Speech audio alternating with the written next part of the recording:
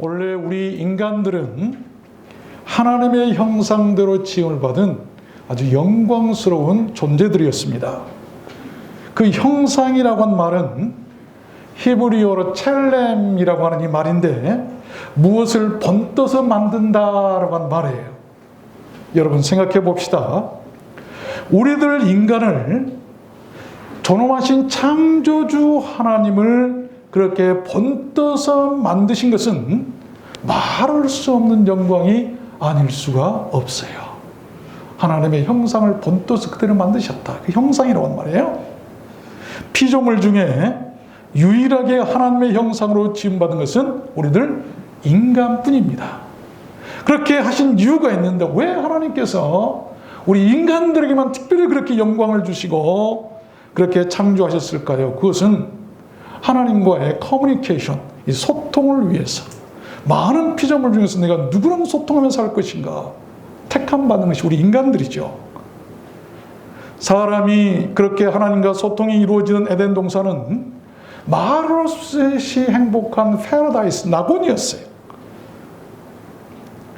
그 낙원에는 아픈 것도 없고 코로나19도 없고 오미크론도 없고 수고도 부끄러움도 전혀 없는 참으로 행복하고 좋은 곳이었어요.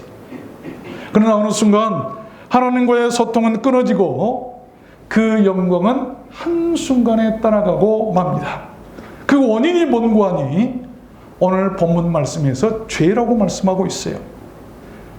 본문 23절 다시 한번 읽어보면 모든 사람이 죄를 범하였으며 하나님의 영광에 이르지 못하더니 fall short of, 무엇에 미치지 못한다, 무엇에 가까이 가기에 부족하다, 이 말을 히브리어로는 이 하타라고 하는데, 죄라고 하는 말인데 그 말이 뭐냐면 화살이 관역에 이르지 못한다, 힘이 없어서 가다가 중간에 떨어져 버리는 것, 또 빗나가 버리는 것, 이런 것들이죠. 한마디로 죄라고 하는 것은 하나님의 영광에 이르지 못한 것이 죄예요.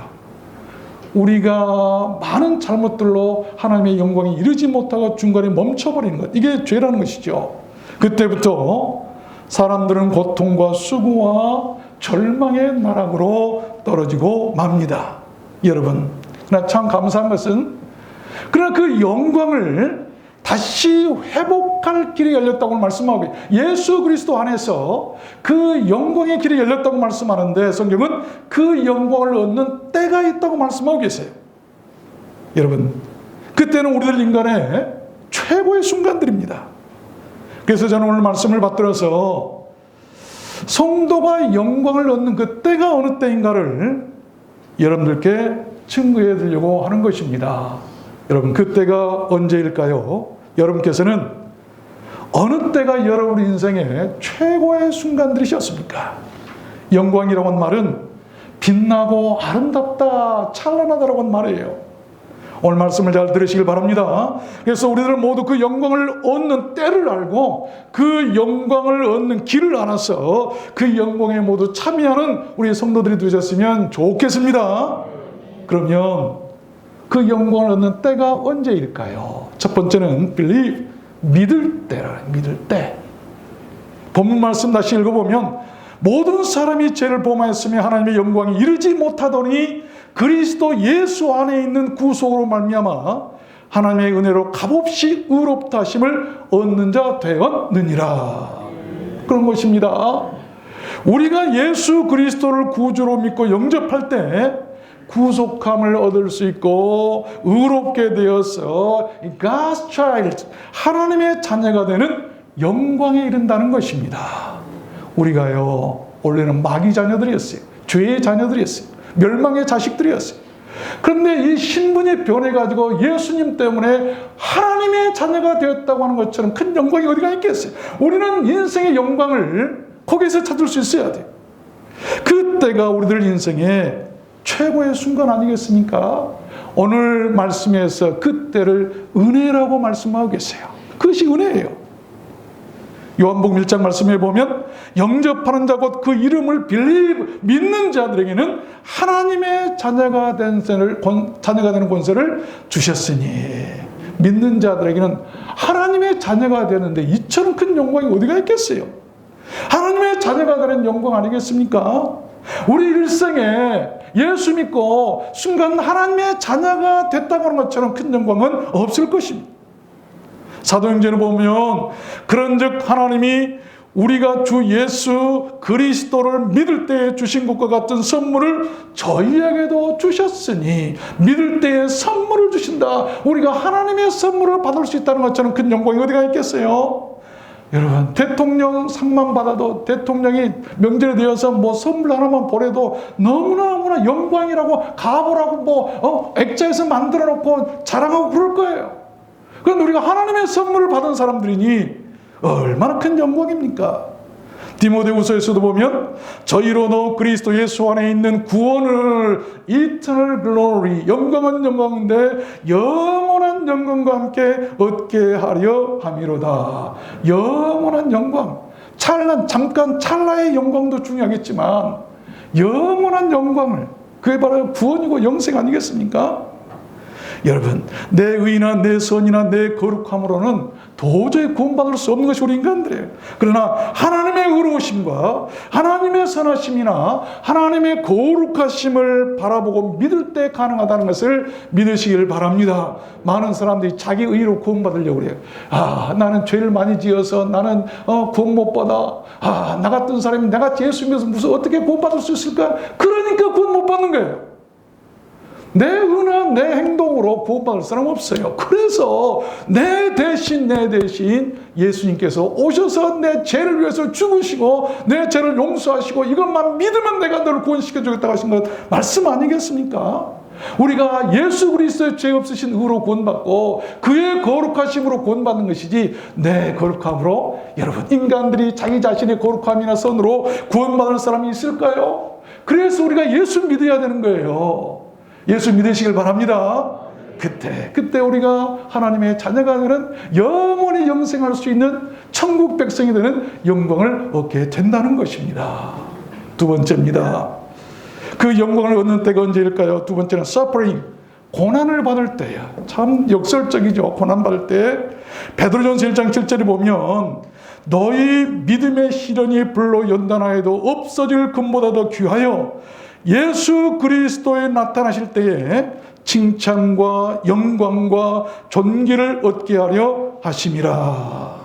시련이나 고난을 받을 때 영광이 있게 하실 것이다, 그런 것이죠. 우리 성도들은 믿음에 대한 고난이나 시련을 받을 때 오히려 칭찬과 영광과 존귀가 있다고 하는 것입니다. 여러분, 예수 믿고 주님 때문에 고난당하고 욕먹고 매를 맞아본 적 있으십니까? 억울한 것 같지만 그러나 그때 칭찬이 있고 영광이 있을 것이라고 말씀하고 계세요. 베드로 사도는 4장에서 이렇게 말씀합니다.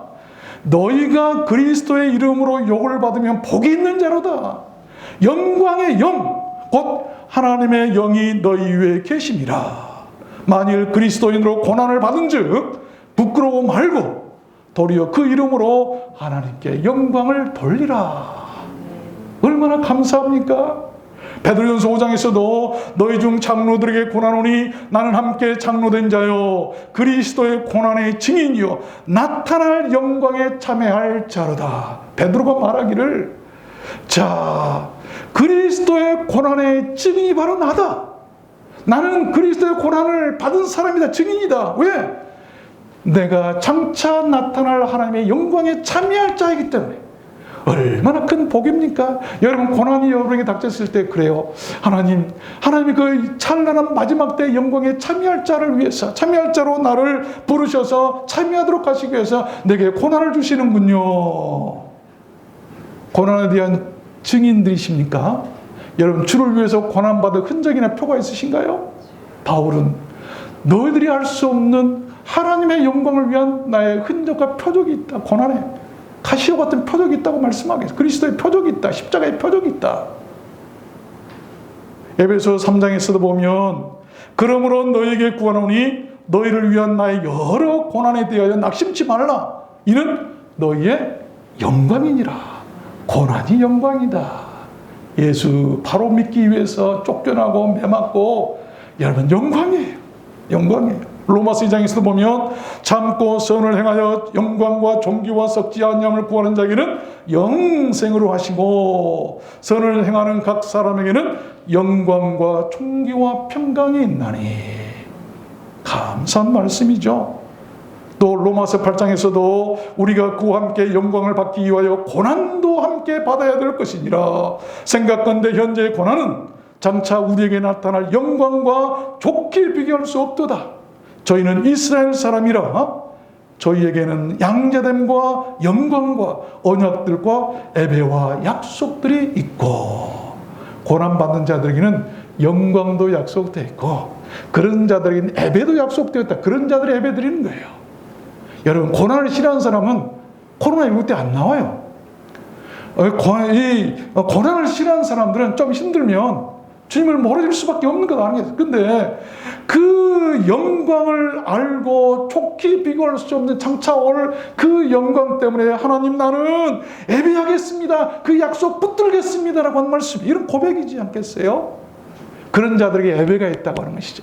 여러분들이 예배의 자리에 있다고 하는 것은 장차 이 말 영광에 참여할 자들이라고 하는 것을 믿으시기 바랍니다. 그 말씀. 세 번째입니다. 성도가 영광을 얻을 때가 언제인가? 세 번째는 미니스트리, 직분을 얻을 때다. 고린도후서 3장 7절에 돌에 써서 새긴 죽게 하는 의문의 직분도 영광이 있어. 이스라엘 자손들이 모세의 얼굴에 없어질 영광을 인하여도 그 얼굴을 바라보지 못하였건 하물며 스피릿, 이 영의 직분이 더욱 영광이 있지 아니하겠느냐. 정죄의 직분도 영광이 있은즉 의의 직분은 영광이 더욱 넘치리라. 그런 것입니다. 우리 성도들은 의의 직분인 영의 직분을 얻을 때 그 영광을 얻게 된다는 말씀이에요. 교회에서 받은 여러분 직분의 소중함을 아십시오. 그 직분이 하나님의 칭찬을 받게 하고 영광에 참여하게 된다는 것을 아셔야 돼요. 어떤 집사님 간증을 들었어요.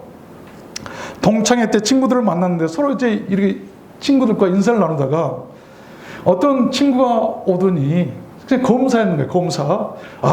나 어느 청 부장 검사야 그러더래. 그래서 그냥 그래 축하한다, 성공했구나. 그런데 자기는 못 쓰는데 자기는 뭐라고 소개해야 될 때는 소개할 것이 없어요. 그래서 나도 부장이야 그랬다는 거예요. 그러니까 그 친구가 깜짝 놀라고, 너도 부장이야? 어느 청이야? 그랬더니 나 주일학교 부장이야. 이런. 천국에서는 어떤 부장이 더 영광을 얻을까요? 우리 믿는 자들은 이런 좀 믿음을 가졌으면 좋겠습니다.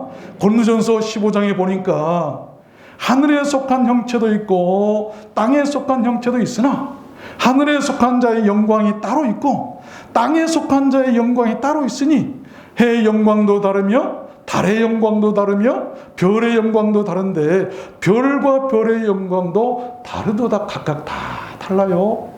고생하고 수고한 사람 더 큰 영광을 얻습니다. 로마서 11장에서도 내 직분을 영광스럽게 여기노니, 바울 사도는요 하나님께 받은 그 사도의 직분을 영광스럽게 여긴다. 베드로도 말했어요. 맡기운 자들에게 주장하는 자세를 하지 말고 오직 약물의 본이 되라. 그리하면 목자장이 나타나실 때에 시들지 아니하는 영광의 멸관을 얻으리라. 우리가 직분을 맡았습니까? 우리 목자장이 나타나실 때 영광의 멸관을 씌워주실 줄로 믿습니다. 여러분, 직분을 소중히 여기십시오. 그냥 어쩌다가 얻은 직분이라고 생각하지 마십시오. 하나님께서 하늘의 일을 하라고 주신 소중하고 영광스러운 직분임을 알아야 돼요. 교회에서 그 직분을 누가 그러면 잘 감당한 사람이라고 우리가 알아볼 수 있을까요? 저는 생각해 봤어요.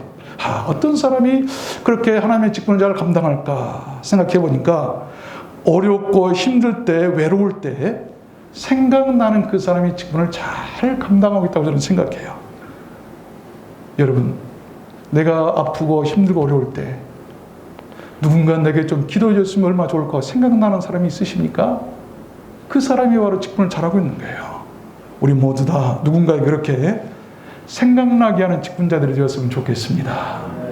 어떤 사람이 권사님, 내가 아프니까 권사님이 생각나요. 권사님 기도 좀 해주세요. 그러면 그 권사님 직분 잘 감당하고 있는 거예요. 아무리 아프고 외로워도 생각지도 안 나는 사람은 뭔가 좀 문제가 있어요. 우리 그런 사람이 되었으면 좋겠습니다. 네 번째입니다. 성도가 영광을 얻는 그때가 언제인가? 네 번째는 죽음을 맞이할 때. 사도행전 7장 55절 보면 스데반이 성령이 충만하여 하늘을 우러러 주목하여 하나님의 영광과 및 예수께서 하나님의 우편에 서신 것을 보고 말하되 보라, 하늘이 열리고 인자가 하나님 우편에 서신 것을 보노라. 스데반이 마지막 죽을 때 하늘의 영광을 보았다, 그런 것입니다. 성도로서 그처럼 영광스러울 때가 어디 있을까요? 성도로서의 최고의 영광은 그렇게 죽음을 맞이하는 순간에 하늘문이 열리고 주님이 서 계신 것을 보는 영광이라는 것입니다. 여러분, 존재하는 것은 모두 죽어요.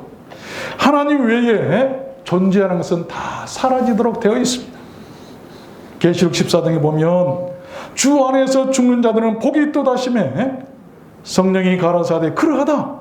저희의 수고를 그치고 쉬리니 이는 저희의 행한 일이 따름이니라 하시니라. 우리가 살면서 행한 건요, 하나도 헛되지 않고 그때 드러나고 상받게 될 것이라는 말씀이에요. 예수님께서 요한복음 12장 보면 죽음을 앞두신 예수님께서도 이렇게 말씀하세요. 예수께서 대답하여 가라사대 인자의 영광을 얻을 때가 왔도다. 내가 진실로 진실로 너에게 이르노니 하나의 밀이 땅에 떨어져 죽지 않으면 하나를 그대로 입고 죽으면 많은 열매를 맺느니라. 예수님께서 죽음을 맞이하실 때 뭐라고 말씀하십니까? 영광을 얻을 때가 왔다. 그때가 바로 우리 성도들의 최고의 순간이에요. 궁극적으로 우리 성도들의 죽음은 이 땅에서 저 하늘나라로 상 받으러 가는 것입니다.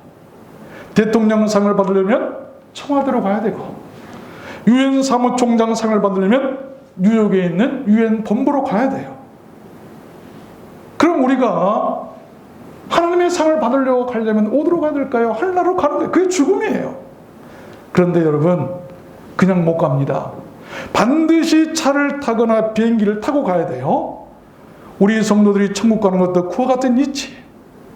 반드시 죽음이라고 하는 비행기를 타고 주님 계신 천국으로 가는 거예요. 그게 죽음이에요. 이 방에서 저 방으로 옮겨가는 것, 더 안 좋은 방에서 더 좋은 방으로 옮겨가는 것, 짧은 방에서 영원한 세계로 옮겨가는 것, 이게 더 죽음이. 그래서 성경은 우리 믿는 자들에게 죽음이 복이라고 말씀하고 있는 거예요. 어떤 외국인이 우리들 한국 사람 보고 도저히 믿어지지 않는 것이 있다고 말했답니다. 그게 뭐냐면 한국 사람들은 죽고 싶어 미친 사람들 같다라고 했다는 거예요. 그래서 왜냐고 했더니 들어보세요. 배고프면 배고파 죽겠네. 배부르면 배불러 죽겠네. 일이 없으면 심심해서 죽겠네. 일이 많으면 힘들어서 죽겠네. 기분이 나쁘면 기분 나빠 죽겠네. 기분이 좋으면 기분 좋아 죽겠네. 아멘 안 하시네요? 세계에서 제일로 죽기를 열망하는 민족이 우리들 같은데. 그런데 그래서 정말 영광을 얻으려고 그런지 모르겠습니다만, 믿거나 말거나 하여튼 우리가 죽음을 맞이할 때 성도들은 영광이 있다는 것을 믿으시길 바랍니다. 절대 우리의 신앙생활이 헛되지 않아요. 골로새서 3장에도 보면 우리 생명이신 그리스도께서 나타나실 그때에 너희도 그와 함께 영광 중에 나타나리라. 얼마나 감사하고 복된 소망입니까? 그가 우리의 낮은 몸을 자기의 영광의 몸의 형체와 같이 변케 하시리라. 우리 병들고 아픈 몸을 그때는요, 주님의 몸과 같이 영원히 아프지 않고 살 수 있는 그 형체와 같이 바꿔주시겠다고 하는 것이죠. 지금은 내가 허리 아프고 무릎 아프고 다리 아프고 하지만 우리가 주님 앞에 나타날 때는요, 그런 거 없어요. 그날을 사모하시길 바랍니다. 그의 영광 얻는 것 아니겠어요? 마지막입니다. 성도가 영광을 얻는 그때가 언제인가? 다섯 번째 마지막은 저지먼트, 심판받을 때예요. 계시록 11장 18절 보면 주의 진노가 임하여 죽은 자를 심판하시며 종 선지자들과 성도들과 또 물론 대수하고 주의 이름을 경외하는 자들에게 상 주시며 그런 것입니다. 모든 세상 불신자들은 심판으로 인해 멸망을 받지만 우리를 성도는 심판한 때 오히려 상을 받는 영광을 얻게 된다는 것입니다. 히브리서 말씀에 한 번 죽는 것은 사람에게 정한 것이요 그 후에는 심판이 있다고 분명히 성경은 밝히고 계세요. 여러분 믿으십시오. 주님께서 우리 믿는 자들에게 확실하게 약속하셨습니다. 요한복음에 저를 믿는 자는 not condemned, 뭡니까? 심판을 받지 않은 심판이 없다라만 이미 끝났어요. 예수님께서 십자가에서 우리의 심판을 대신 받아버리셨어요. 안 믿는 사람들은 심판을 받지만 우리 믿는 사람들은 심판이 없고 상받음을 믿으시길 바랍니다. 그것이 다른 거예요.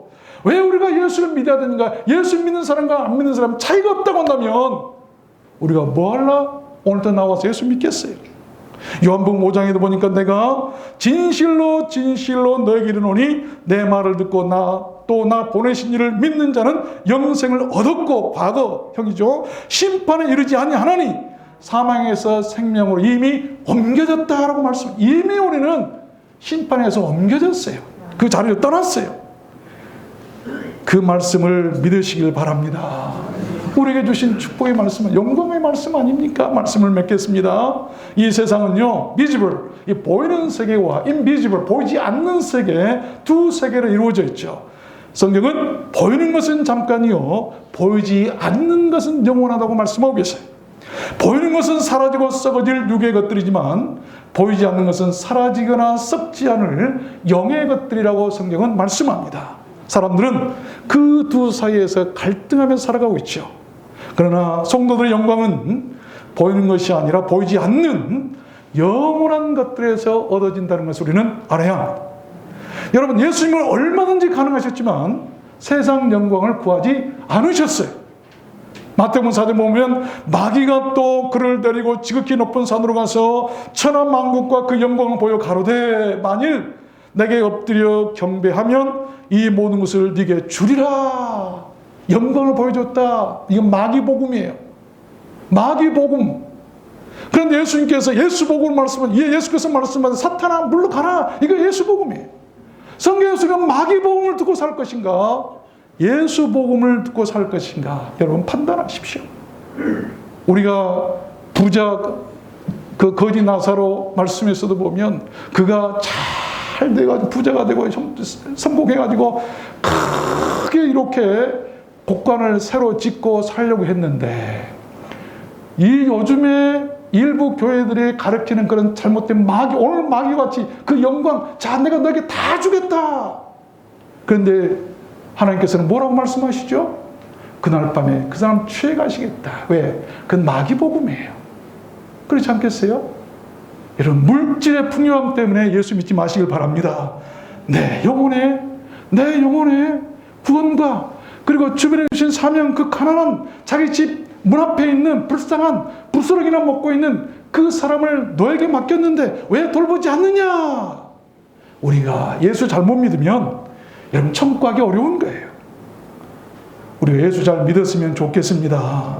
그렇죠? 그래서 물질이나 명예 앞에 무릎 꿇고 비굴하게 살기보다는 차라리 세상 구원을 위해 십자가에서 죽는 것이 낫다고 하는 우리 주님의 그 말씀 아니겠어요?